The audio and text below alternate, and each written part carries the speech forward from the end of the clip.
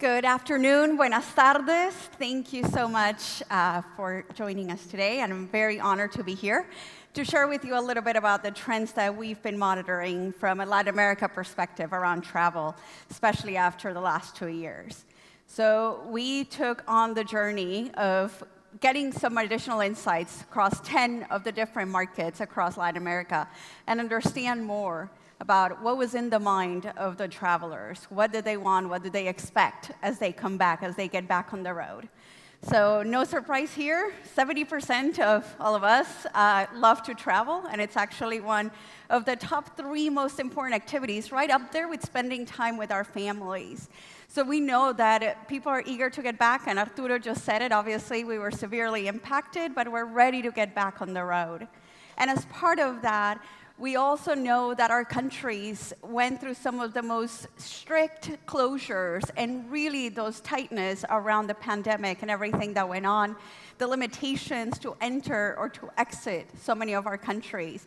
But 50% of those that we polled actually felt safe to travel now, and 66% of them are already thinking about their next trip and planning for it in the next 3 months.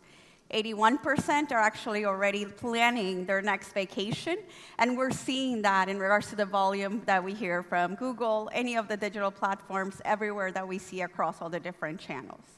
But what are the preferences? All-inclusive came in actually it's a very surprise winner from this pandemic.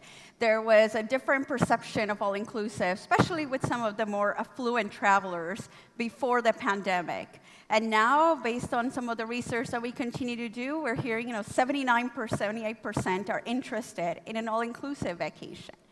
Seeing that safety that it provides to have everything within one property, within one hotel, is providing an additional level of comfort to that traveler and what they would want to see and what they expect.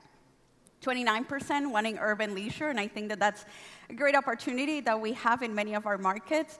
Many cities, such as Panama, that we're heavily relying on special corporate travelers.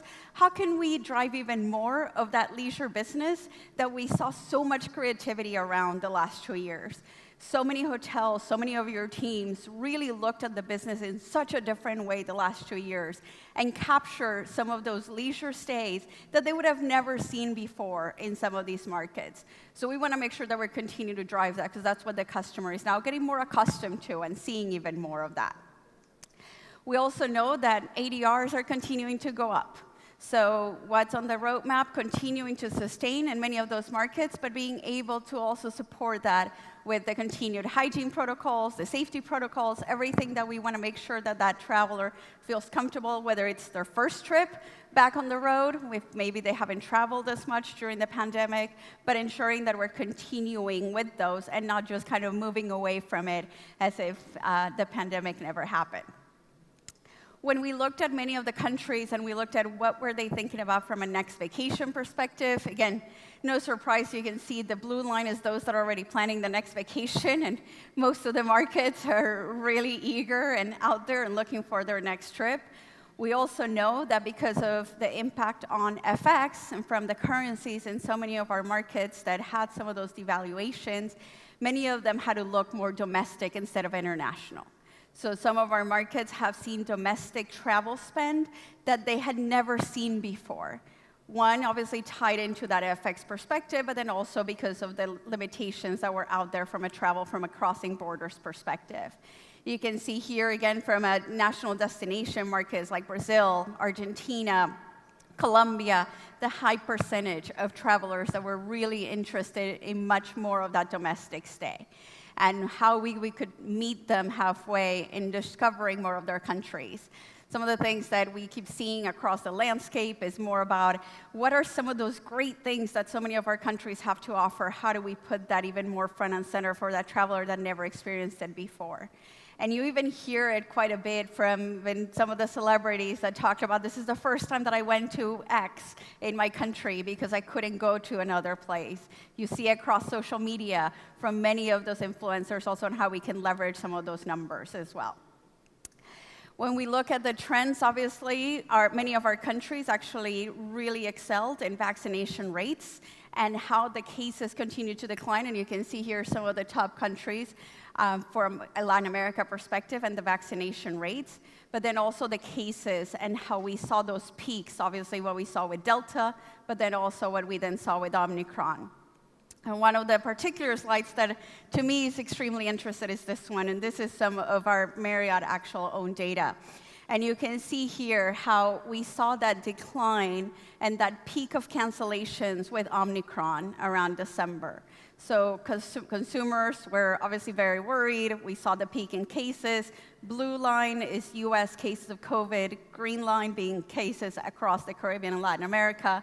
And you saw that peak of cancels. But then as quickly as it started to fade away, the same time, bookings started to kind of go up again across the region. So we knew that the customer was feeling much more comfortable with traveling again. We knew that we had the higher vaccination rates, and we knew that people were ready to get out there. And we're seeing that across the airports, and I think really the challenge now is for many of our destinations, as we start picking up the pace, as we start welcoming more travelers, how do we make it easier for that traveler as they arrive into a new market from an immigration perspective, from the processing of that arrival, make it as smooth of an experience as possible so that they can keep traveling again and again. So again, from us, it's really about continuing to hear from the customers, continuing to hear more about where they want to go, what they want to see when they're traveling. But the desire is there. The numbers are definitely telling us that. Many of the markets, as many of you are probably familiar, are seeing record numbers that they never saw before 2019. And we want to make sure that we're continuing to see that as more and more of the countries open up to travel and as they open up their borders. I think the last remaining piece is really the special corporate traveler that is so important to many of us, but also the long haul. When do we continue to see more of that US business traveler coming into South America? When do we see much more of that coming across the region, making sure that we are really representing our countries, representing the destinations, that our hotels are ready to welcome them, and that we're continuing to be front and center for them to book with us as well.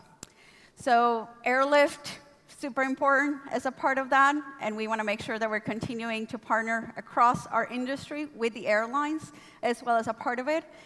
We're a heavily reliant region as it pertains to airlift, similar to numbers that you would see across Europe and the Middle East.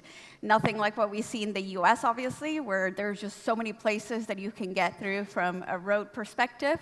So really supporting that return of airlift, that return of seats, incredibly important for us. I was actually in Grand Cayman last week, and you can tell the impact. You can see the difference that it makes once you start getting more of the regular flights, the regular schedules coming in, and then the impact that we can see at the hotels from that side. And then also, obviously, leveraging wherever there's an opportunity from charters. So overall, again, really looking forward to continuing to showcase our destinations, continuing to talk to our customers, making sure that that Latin American traveler is getting back on the road, that the airlines provide the right routes for them and providing the right connection, and driving in the right leisure, urban leisure, all-inclusive, in any of those segments possible. So thank you so much for today, and hope you enjoy the afternoon.